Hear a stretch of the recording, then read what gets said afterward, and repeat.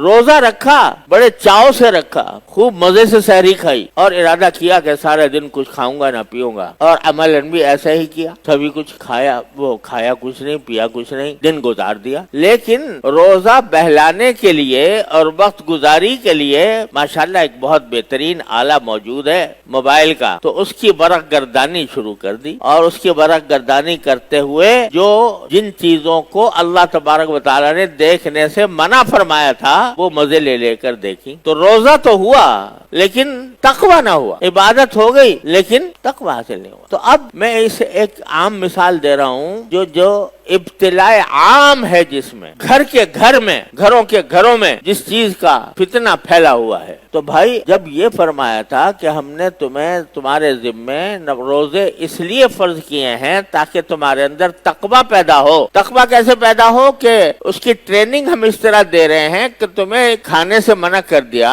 پینے سے منع کر دیا, نفسانی خواہشات کی جائز ادائیگی سے منع کر دیا, اور تم نے اس کو قبول بھی کر لیا, کھانا بھی چھوڑ دیا, پینا بھی چھوڑ دیا, جائز طریقے سے اپنی جنسی خواہش پوری کرنی بھی چھوڑ دی, حلال چیزیں چھوڑ دی. میرے کہنے کی وجہ سے, میرے حکم کی تعمیل میں یہ سارے کام تم نے چھوڑ دیے. تو ماشاءاللہ یہ ایک مشق ہو گئی تمہاری کہ اللہ کے حکم کے آگے اپنی ہر خواہش کو قربان کرنے کی ایک مشق ہو گئی. لیکن اگر ایک طرف تم نے حلال چیزیں چھوڑ دی میرے کہنے پر, اور جو چیزیں پہلے ہی سے حرام تھیں وہ نہ چھوڑی, رمضان میں بھی جھوٹ بول رہے ہو, رمضان میں بھی غیبت کر رہے ہو, رمضان کے اندر بھی دل آزاری کر رہے ہو کسی کی, رمضان کے اندر بھی حقوق العباد کے خلاف کام کر رہے ہو, رمضان کے اندر بھی غصہ کر رہے ہو ناجائز, رمضان کے اندر بھی لوگوں کو ستا رہے ہو, رمضان کے اندر بھی تمہاری آنکھیں بند نہیں ہیں گناہ سے, رمضان کے اندر بھی تمہاری زبان گناہوں میں لت پت ہے, رمضان کے اندر بھی تمہارے کان ناجائز چیزیں سن رہے ہیں, غیبت سن رہے ہیں, گانے سن رہے ہیں, موسیقی سن رہے ہیں. کیسا روزہ ہوا یہ؟ لعلکم تتقون تو حاصل نہ ہوا. اب یہ ایک بعض گناہ ایسے ہو گئے ہیں, اللہ تعالیٰ اپنے رحمت سے, اپنے فضل و کرم سے ہم سب کی حفاظت فرمائے. بعض گناہ ایسے ہو گئے ہیں کہ معمولات زندگی میں داخل ہو گئے ہیں, جیسے پرو دیے گئے ہوں. جب سے یہ موبائل کا فتنہ آیا ہے تو گھر گھر میں, بڑے میں اور بچے میں, بالغ میں اور نابالغ میں یہ وبا پھیلی ہوئی. رکھا اس لیے تھا کہ بھئی تاکہ آسانی سے جب کبھی بات کرنی ہو کسی سے تو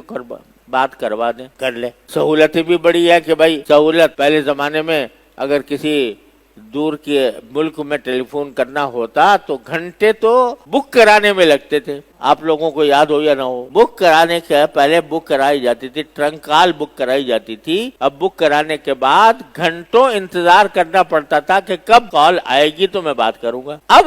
صرف ایک انگلی کے ٹچ سے آپ امریکہ بات کر لو, آسٹریلیا کر لو, دنیا کے دور دراز مقامات پہ کر لو. تو یہ سہولت تو بے شک حاصل ہو گئی, لیکن شیطان نے اس سہولت کے ساتھ ایسی عذاب کی چیزیں اس میں شامل کر دی ہے کہ بچہ اس عذاب میں مبتلا ہو. اگر کہو, تاکید کرو کہ بھائی اس کو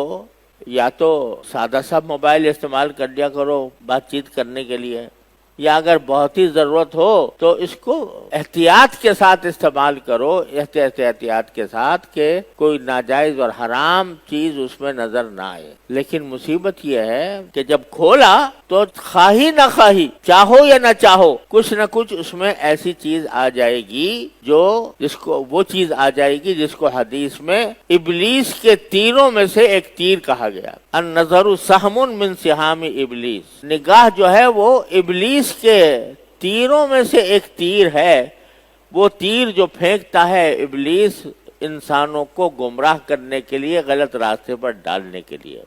قرآن کریم میں شیطان کا جو مقولہ مذکور ہے کہ جب شیطان کو رادہ درگاہ کیا گیا تو اس نے ایک تو یہ کہا تھا کہ میں لأغوینہم اجمعین, میں سارے انسانوں کو گمراہ کروں گا. اس کے لیے جملہ جو قرآن کریم نے نقل فرمایا دوسری جگہ وہ یہ میں یہ کروں گا, وَلَأُضِلَّنَّهُمْ وَلَأُمَنِّيَنَّهُمْ وَلَآمُرَنَّهُمْ, کہ میں ان کو آرزویں دلاؤں گا, خواہشات پیدا کروں گا کہ یہ کام کر لو بڑا مزہ آئے گا, آرزویں دلاؤں گا, یہ کام کر لینا بڑا مزہ آئے گا. وَلَأُمَنِّيَنَّهُمْ لَأُضِلَّنَّهُمْ, پہلے تو یہ کہا کہ میں ان کو گمراہ کروں گا, صحیح راستے سے ان کو کسی بھی جہاں مجھے موقع ملے گا صحیح راستے سے ان کا راستہ ٹیڑھا کر دوں گا, ہاتھ پکڑ کے ٹیڑھے راستے پہ چلے. चलना शुरू कर देंगे और उनको आरजुएं दिलाऊंगा, बड़ा मजा आएगा, ये काम कर लो, फिर मौका मिले कि ना मिले, इस तरह की बातें दिल में डालूंगा, आरजुएं पैदा करूं कि बड़े मजे के ख्यालात दिल में पैदा कर दूंगा कि काश ये हो जाए, काश ये मुझे ये मिल जाए, काश ये मुझे मिल जाए, काश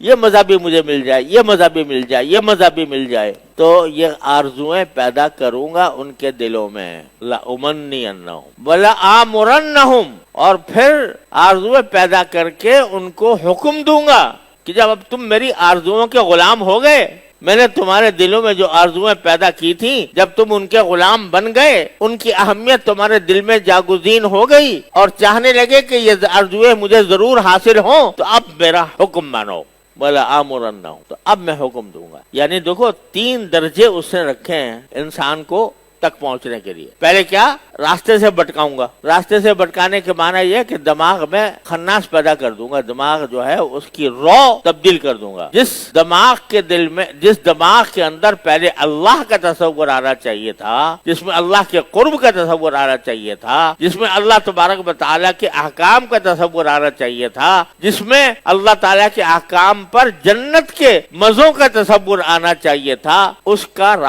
रास्ता भटका दिया। अरे यार वो तो पता नहीं कब आएगी, वो आएगी भी नहीं आएगी, वो आखिरत, वो जन्नत इस वक्त तेरे सामने ये मौजूद है, रास्ता मौजूद है मजे लेने का। लउज़ल्लिन्नहुम, पहले तो रास्ते भटकाऊंगा कि जो शख्स अपने फिक्र और अपनी आरजुओं के तहत जब वो जन्नत की तरफ जा रहा था, उसको भटका कर मैं दोज़ख की तरफ ले जाऊं। लउज़ल्लिन्नहुम, उसको गुमराह करूं।